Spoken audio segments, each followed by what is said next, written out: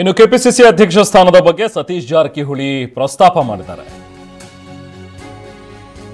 ಒಬ್ಬರೇ ಹಲವು ಹುದ್ದೆ ಪಡೆದಿರೋದ್ರಿಂದ ಸಮಸ್ಯೆ ಆಗತ್ತೆ ಅಂತ ಹೇಳಿ ಸುರ್ಜೇವಾಲಾ ಅವರ ಹತ್ರ ಹೇಳುವಾಗ ಅವರ ಎದುರು ಸತೀಶ್ ಜಾರಕಿಹೊಳಿ ಅವರು ಈಗ ಓಪನ್ ಆಗಿ ಪ್ರಸ್ತಾಪ ಮಾಡಿದ್ದಾರೆ. ಕೆಪಿಸಿಸಿ ಅಧ್ಯಕ್ಷರಾಗಿದ್ದುಕೊಂಡು ಬೇರೆ ಪೋರ್ಟ್ಫೋಲಿಯೋಗಳನ್ನು ನಿಭಾಯಿಸೋದು ಕಷ್ಟ ಆಗತ್ತೆ ಅಂತ ಹೇಳಿ ಒನ್ ಟು ಒನ್ ಚರ್ಚೆ ಸಂದರ್ಭದಲ್ಲಿ ಸತೀಶ್ ಜಾರಕಿಹೊಳಿ ಅವರು ಮಾತಾಡಿದ್ದಾರೆ ಅನ್ನುವಂಥ ಒಂದು ವಿಚಾರ ಇನ್ಸೈಡ್ ಮಾಹಿತಿ ಟಿವಿ9ಗೆ ಲಭ್ಯವಾಗಿದೆ. ಈಗಿನಿಂದಲೇ ಪಕ್ಷ ಸಂಘಟನೆ ಆಗಬೇಕು. ಮುಂದೆ ಸ್ಥಳೀಯ ಸಂಸ್ಥೆಗಳ ಚುನಾವಣೆ ಬರ್ತಾ ಇದೆ. ತಳಮಟ್ಟದಲ್ಲಿ ಸಂಘಟನೆ ಆದರೆ ಮಾತ್ರ ಹೆಚ್ಚಿನ ಸೀಟ್ಗಳನ್ನು ಗೆಲ್ಲೋದಕ್ಕೆ ಸಾಧ್ಯ. ಒಬ್ಬರೇ ಹಲವು ಹುದ್ದೆಗಳಲ್ಲಿ ಇದ್ದರೆ ಆಗ ಕಷ್ಟ ಆಗತ್ತೆ ಪಕ್ಷ ಸಂಘಟನೆ. ಒಂದು ಕಡೆ ಪಕ್ಷ ಸಂಘಟನೆ ಮಾಡೋದಕ್ಕೂ ಕೂಡ ಆಗೋದಿಲ್ಲ, ಇನ್ನೊಂದು ಕಡೆ ಅವರ ಒಂದು ಪೋರ್ಟ್ಫೋಲಿಯೋ ಏನಿದೆ ಅಥವಾ ಅವರ ಇಲಾಖೆಗಳೇನಿದೆ ಅಲ್ಲೂ ಕೂಡ ಕೆಲಸ ಮಾಡೋದು ಕಷ್ಟ ಆಗುತ್ತೆ.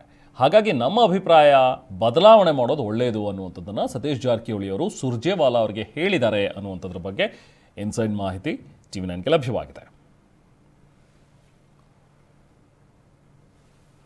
ಸೊ ಹಾಗೆ ಕೆಪಿಸಿಸಿ ಪಟ್ಟದ ಬಗ್ಗೆಯೂ ಕೂಡ ಸುರ್ಜೇವಾಲಾ ಎದುರು ಪ್ರಸ್ತಾಪ ಮಾಡಿರುವಂತಹ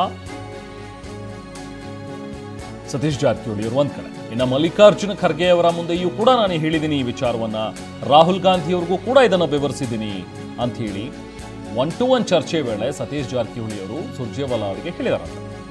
ಸತೀಶ್ ಜಾರಕಿಹೊಳಿ ಮಾತಿಗೆ ಸುರ್ಜೇವಾಲಾ ಕೂಡ ಪ್ರತಿಕ್ರಿಯೆ ನೀಡಿದರೆ, ನೀವು ಹೇಳಿದಂತೆ ಪಕ್ಷ ಸಂಘಟನೆ ಮಾಡೋದು ಬಹಳ ಮುಖ್ಯ, ಹಾಗೆ ಪಕ್ಷದ ಹಿತದೃಷ್ಟಿಯಿಂದ ನಿಮ್ಮ ಸಲಹೆ ಕೂಡ ತುಂಬ ಒಳ್ಳೆಯದಾಗಿದೆ.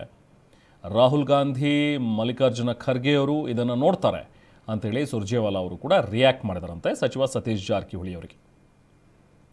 ಸೊ ಹೀಗೆ ಒನ್ ಟು ಒನ್ ಚರ್ಚೆಗಳೇನು ನಡೀತಾ ಇದೆಯಲ್ಲ, ಇನ್ನೂ ಕೂಡ ಮುಂದುವರೆದಿದೆ. ಇನ್ನೂ ಕೆಲವೊಂದಷ್ಟು ಜನ ಸಚಿವರನ್ನು ಕರೆದು ಸುರ್ಜೇವಾಲಾ ಅವರು ಮಾತುಕತೆಯನ್ನು ನಡೆಸ್ತಾ ಇದ್ದಾರೆ. ಆಗ ಸತೀಶ್ ಜಾರಕಿಹೊಳಿ ಅವರು ಕೊಟ್ಟಿರುವಂಥ ಸಲಹೆ ಇದು.